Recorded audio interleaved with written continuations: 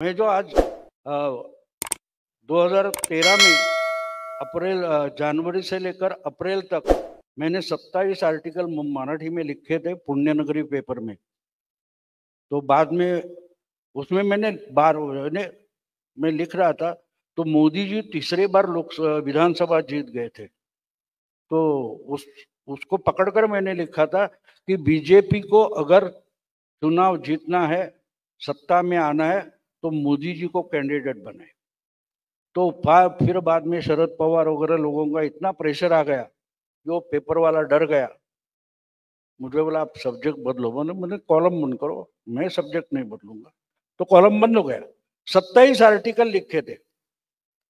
बाद में जुलाई में जब मोदी जी को कैंडिडेट बनाया गया, यहाँ बैठे सच्चिदानंद शिवड़े, ये मेरे पास आए, बोले भाऊ वो सीरियल लिखी थी ना, उसका किताब बनाते। तो मैंने बोला कोई बात नहीं। तो वो पब्लिशर लेके आए और वो किताब बननी थी। तो उसके लिए मैं अगस्त 2013 में मैंने एक ही आर्टिकल नया लिखा था और उसमें जो लिखा था वो कुमार केतकर वगैरह को अभी अभी समझ आ रहा है। लिखा था कितने 10 साल पहले। 10 साल। तो उसमें मैंने लिखा था कि मोदी जी एनडीए का बहुमत नहीं लाएंगे, मोदी जी अपने पार्टी का सिंगल पार्टी मेजॉरिटी लाएंगे। और जो पहला आर्टिकल जो नया लिखा था उसके आखिरी 2 पैराग्राफ जो है उसमें मैंने प्रेडिक्ट किया था ये इंसान कुछ करने आया है। इसने 12 साल दुनिया को भुला दिया।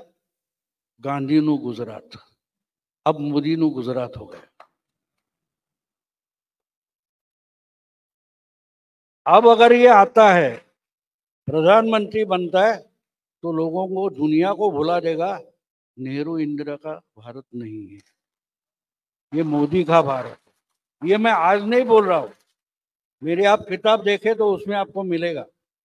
वो जो पहला पहला जो आर्टिकल मैंने लिखा था उसके लिए, उसका शीर्षक था असाबियाचा आधुनिक आविष्कार, यानी असाबिया का आधुनिक आविष्कार। असाबिया ये अरबिक वर्ड है। इब्न खालदून नाम का जो हिस्टोरियन हुआ है 14वीं शताब्दी में, उसने असाबिया की आइडिया लिखी है पहली बार।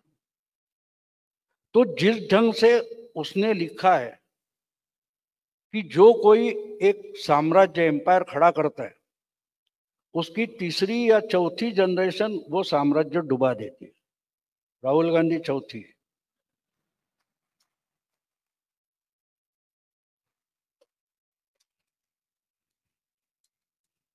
आदित्य ठाकरे तीसरी है। तो ये देखिए, ये समझना जरूरी होता है किस ढंग से एक एम्पायर जो खस्ता हालत में जाता है, उसका उसने रीजनिंग बहुत बढ़िया किया है। वो बोलता है कि जिसने एम्पायर खड़ा किया उसके बच्चे जो होते हैं वो आगे जाकर राजा हो गए या सीईओ हो गए, जो कुछ हो गए, लेकिन पहली जनरेशन जो मेहनत करती है वो दूसरी जनरेशन ने कम से कम देखा होता है। लेकिन तीसरी जनरेशन ने पहली जनरेशन देखी नहीं होती। उनको लगता है राजा है तो हम पैदा हुए इसलिए राजा है, इसलिए वो सब क्वालिटीज हमारे पास है, हम पूरे ज्ञानी है, राहुल गांधी मानते हैं। उनको नया कुछ सीखने की जरूरत नहीं रहती। और ये बात होती है कि क्यों खस्ता हालत होती है कि उसको अपने दादा की शर्म लगने लगती है कि अरे, वो जब सुनता है बातें बाप से या किसी और से कि अरे तेरे दादा ने ये लड़ाई की थी, वो लड़ाई की थी, उसको इतने जख्म हुए थे, तो उसको समझ में नहीं आता कि अरे हम फौज भेज सकता था, ये खुद क्यों लड़ा मेरा दादा, इतना गधा था। उसको अभिमान की शर्म लगने लगती है। वहां से वो कंपनी हो, साम्राज्य हो, एम्पायर हो, उसकी हालत खस्ता हो जाती है। और उसी वक्त एक बात होती है, जो एम्पायर होता है ना, तो एलिट क्लास जिसको हम बोलते हैं, तो एलिट क्लास जो होता है, अब ये तो दिल्ली में रहते हैं, इनको ज्यादा मालूम है, मैं दिल्ली वाला नहीं हूँ। वो दिल्ली का जो सराउंडिंग है उसके बाहर बहुत लोग हैं, उसको अंदर नहीं आने दें।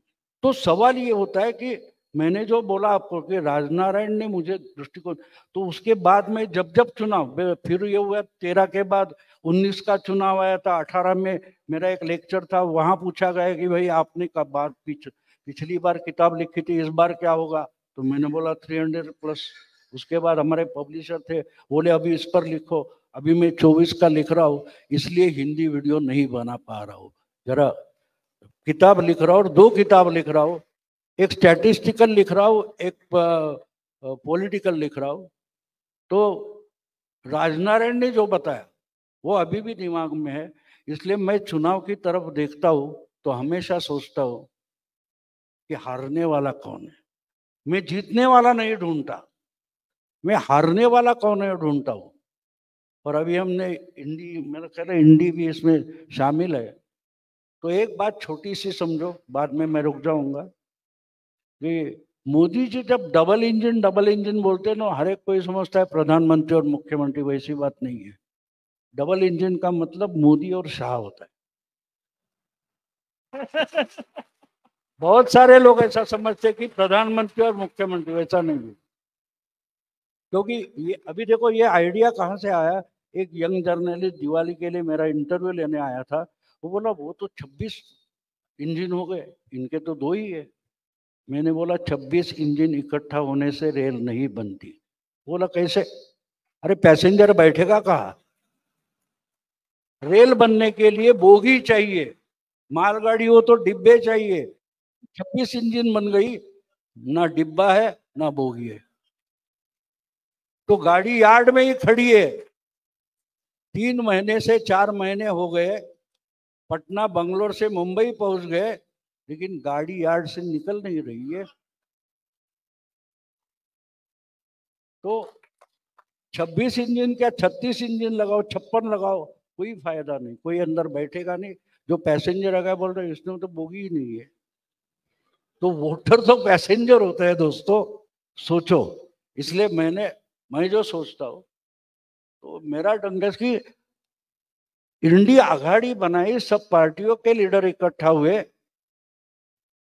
और ये तय करते क्या, बैठते आके और तय करते कि अगले बार कहाँ बैठेंगे, उठकर खड़ा होना है। वो तो कोई सोचता ही नहीं है। जीतने के लिए खड़ा होना पड़ता है। और एक दूसरी बात है कि मोदी जी के सामने लड़ने के लिए बी टीम भेजते, लड़ने के लिए पार्टियां कहाँ हैं? कोई लीडर नहीं है। क्यों नहीं है? क्योंकि सब चैनल पर बैठे, यूट्यूब पर बैठे, ये समझते कि कमेंट्री बॉक्स में बैठकर मैं मैच जीतूंगा। हर दिन मोदी को हराते। 3 साल हो गए, मेरा एक हिंदी वीडियो है मेरे चैनल पर, और सबसे ज्यादा देखा गया वो वीडियो जो हिंदी में है, उसका हेडिंग है कि 2024 तक मोदी रोज हारेंगे। और जो बताया गया ने बोला हो, उसके आखिर में बोला हो, क्योंकि गिनती के दिन उनको जीतना है। धन्यवाद सर।